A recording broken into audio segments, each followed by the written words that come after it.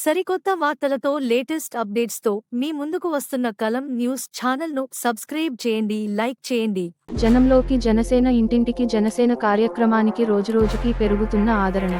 కైకలూరు నియోజకవర్గం జనసేన పార్టీ నాయకులు కొల్లి వరప్రసాద్ బాబు చేపట్టిన జనంలోకి జనసేన ఇంటింటికి జనసేన కార్యక్రమం రోజురోజుకు ప్రజలు మన్నలను పొందుతుంది. జనంలోకి జనసేన రెండో రోజు కార్యక్రమం ఆటపాక గ్రామ పంచాయతీ పరిధిలో నాగపురం గ్రామంలో మరియు అగ్రహారం రోడ్లో ఇంటింటి ప్రచారం చేయడం జరిగింది. ఆధ్వర్యంలో జనంలోకి జనసేన ఇంటింటికి జనసేన రెండవ రోజు కార్యక్రమం ఆటపాక గ్రామ పంచాయతీ పరిధిలోని నాగాపురం మరియు అగ్రహారం గ్రామంలో నిర్వహించడం జరుగుతోంది. ఈ కార్యక్రమానికి ముఖ్య ఉద్దేశం ఏంటంటే రానున్న రోజుల్లో తెలుగుదేశం జనసేన పార్టీల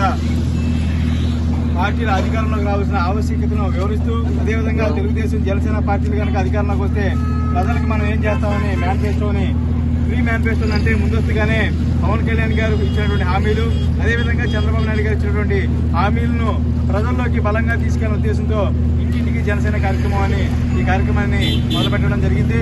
ఈ కార్యక్రమానికి ప్రతిరోజు తెలుగుదేశం పార్టీ నుండి ఒకరిని ముఖ్య అతిథిగా పిలుస్తున్నాం. ఈరోజు మా ముఖ్య అతిథిగా ఈ కార్యక్రమానికి చేసినటువంటి మా కైకలూరు మాజీ జడ్పీటీ సభ్యులు, అదేవిధంగా తెలుగుదేశం పార్టీ నియోజకవర్గ నాయకురాలు శ్రీమతి బొమ్మిరిపల్లి విజయలక్ష్మి గారికి కైకలూరు నియోజకవర్గ జనసేన హృదయపూర్వక ధన్యవాదాలు తెలియజేసుకుంటాను.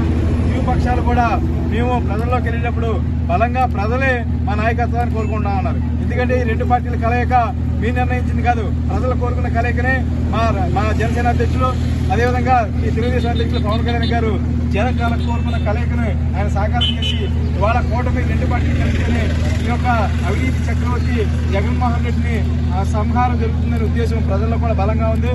మాకంటే జోష్గా ప్రజల్లో చాలా పెద్ద ఎత్తున మాకు మద్దతు పలుకుతూ ఉన్నారు. స్వచ్ఛందంగా మేము ఓట్లేయడం కాదు, మా చుట్టుపక్కల ఉన్నటువంటి మా బంధుమిత్రులు అందరితో కూడా ఈ కూటమి ఓట్లేస్తాం. రానున్న రోజుల్లో ఈ జగన్మోహన్ రెడ్డి గెలిచిన మా అంత్య లక్ష్యం కూడా ప్రజల్లో విశేష స్పందన వస్తూ ఉంది.